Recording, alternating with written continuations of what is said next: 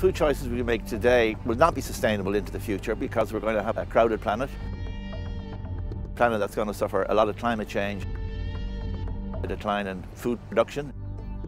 And we're going to have a major problem with the ability to supply water to the food chain, which is the biggest user of it. The business as usual model that we have today won't operate in 2050, just simply won't operate. The predictions are that in those parts of the world where the population is going to grow fastest, that there's going to be about a 25% reduction in crop output.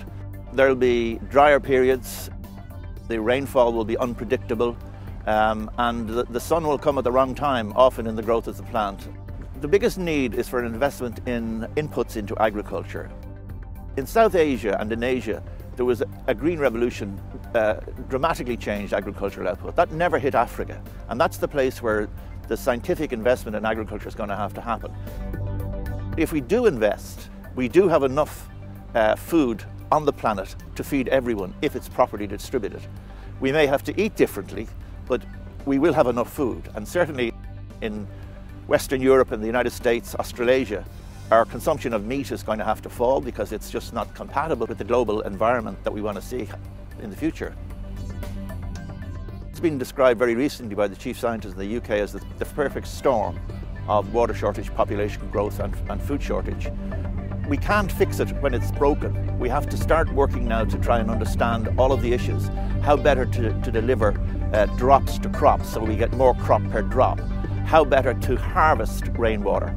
How better to manage ecosystems and make sure that we don't lose our biodiversity because we don't know exactly what the implications of that will be.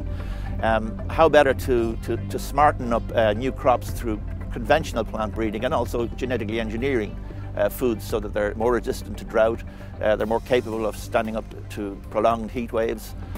It takes a long time to turn the ship around, and unfortunately we don't want to get into the perfect storm. We're going to have to start steering away from it now. Within UCD, the Human Development Initiative is the hub around which this university works towards solving these problems. And many of our faculty are working in places like South Asia and particularly in Sub-Saharan Africa, Uganda, Tanzania.